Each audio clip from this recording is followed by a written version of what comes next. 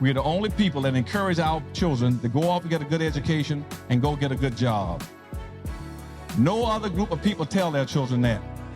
No other group is that silly to tell their children, go off and get a good education and then go get yourself a good job working in a white company someplace.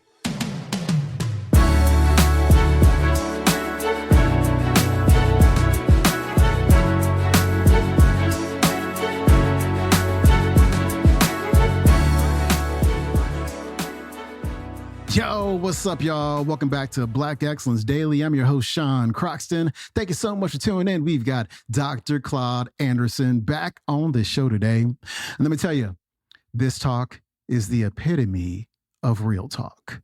He is going to keep it very, very, very real today, especially when it comes to our underrepresentation in terms of entrepreneurship and being business owners. If we're not entrepreneurs, if we're not owning businesses, we're going to have a pretty large income and wealth gap compared to other groups. We have to get back to owning our own businesses. Real quick, I want to talk about some of the overlooked reasons why we have such a gap when it comes to household wealth and income. Check this out. Because really, to me, this is kind of common sense. It's very clear when you actually think about it. Black homes tend to have mostly single incomes in a household. There's just one income earner. Other groups tend to have two, maybe more, because they have moms and dads living under the same roof. Black community, we typically have a dad by himself, or we have a mom by herself. A man by himself or woman by herself. And when that's the case, we've got one income with our group versus two, maybe more incomes with other groups.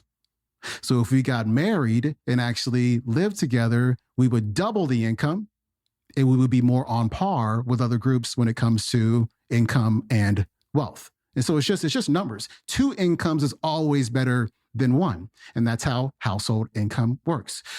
Number two, I don't want to say it, but I think somebody really needs to say it because I wish somebody would have said it to me. Too many of us are getting, I hate to call them useless degrees, but they're kind of useless degrees.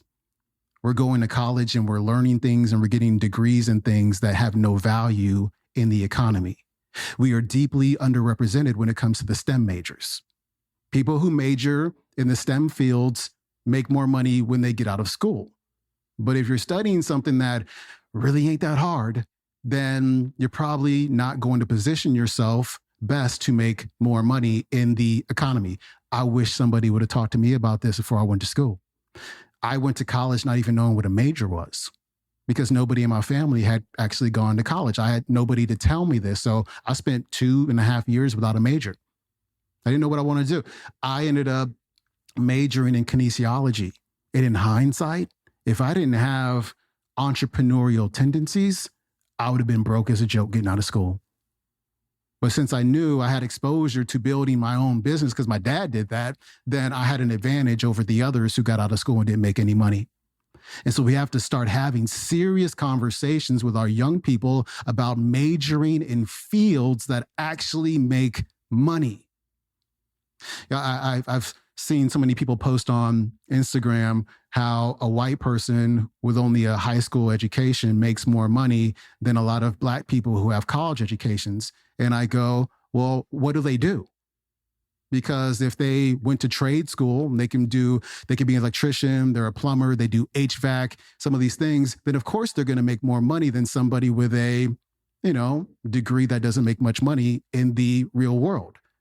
And so again, for the third time, we have to have these conversations with our young people because things are getting more competitive because of artificial intelligence. Remember, artificial intelligence can't do your plumbing. Artificial intelligence can't do your electric. Artificial intelligence can't build a home, right? And so we're going to have to start going back to trade schools. I see nothing wrong with that at all. You're going to make more money, and you're also going to be able to step out of this serious competition that's been created by artificial intelligence. And then number three, the reason why so many people don't build businesses is this. is that we have this attitude that I see in my comments all the time, that if we do build something, then they are going to come and tear it down. They are going to come and burn it down. They won't allow me to become successful. We need to stop that. I am tired of hearing about Black Wall Street. Like, I'm tired of it. Yes, it happened. Tragedy. Terrible. Terrible thing that happened. I find that most people don't know exactly what happened. They only know the surface story. Highly recommend that you read a book called The Burning by Madigan. Phenomenal book. But most people don't know that when we had the Black Wall Street massacre, they rebuilt Black Wall Street within 6 months. Black Wall Street wasn't even called Black Wall Street until after the massacre. And so a lot of us, we take these examples that happened 100 years ago and we're like, well, see what happened then? And implying that we can't do it now because see what happened then?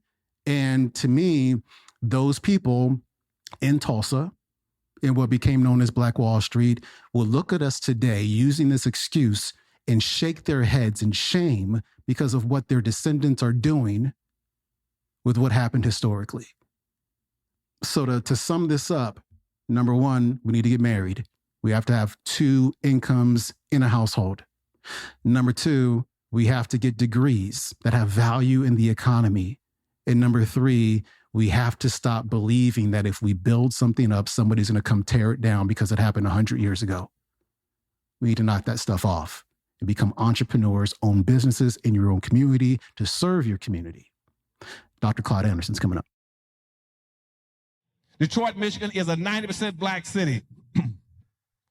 They got 146 gas stations in Detroit, Michigan. 146 gas stations in Detroit, Michigan. Arabs own 141 in a black city. In the black city of Detroit, Michigan. Arabs own not only the gas stations, they own the grocery stores, party stores, liquor stores. The Koreans in Detroit, they own the barbecue restaurants, the nail shops, the wig shops, the hair products, distributorships.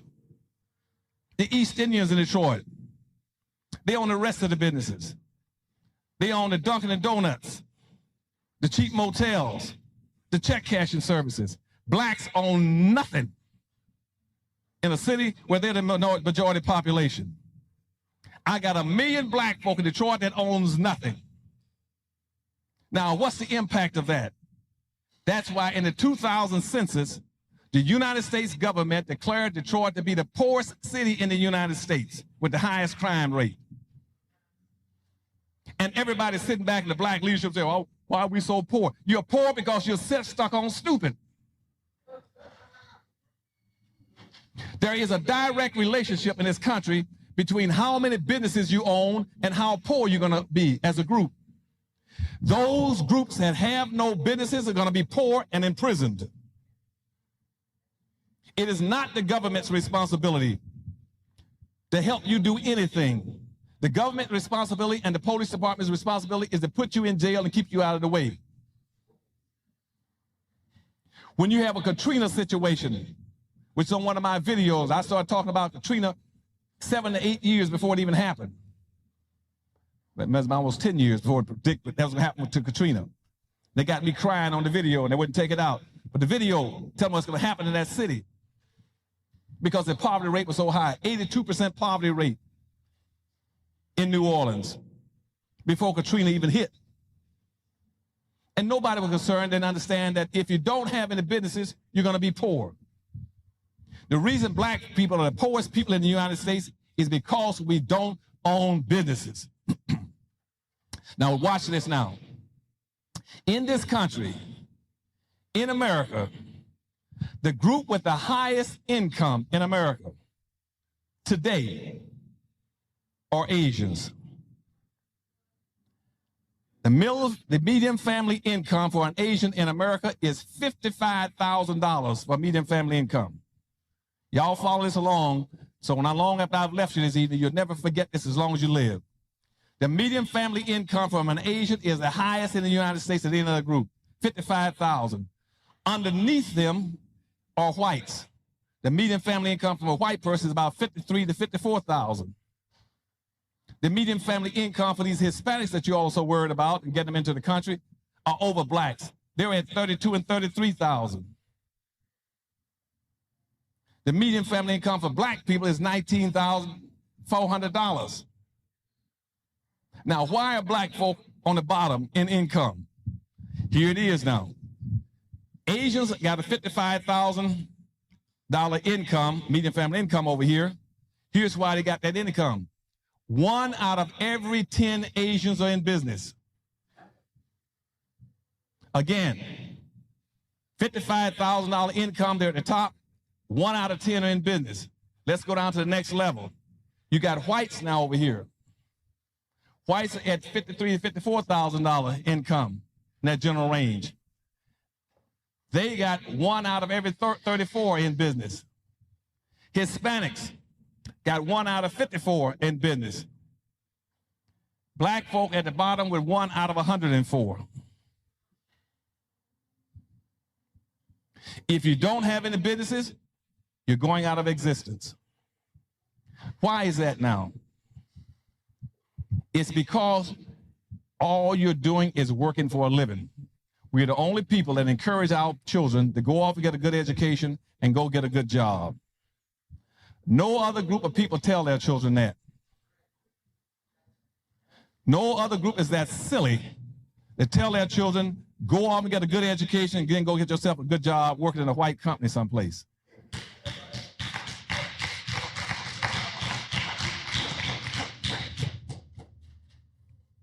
Everybody else tells their kids something different, and I'll explain to you with Chinese a little later. We're the only people that don't encourage our children to start businesses. If you go put your child into a job, or if you're working a job, you got to understand the purpose of a job. The purpose of a job is not to enrich you. You cannot get rich working a job.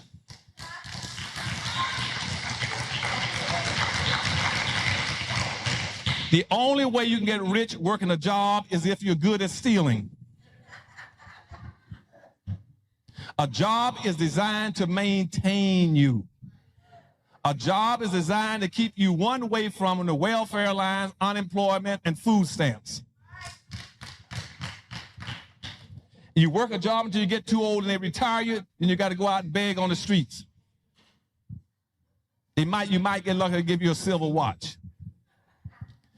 A business will redistribute wealth and power to you 8 times faster. If you have a business, you can also get a salary, but you can also get capital gains.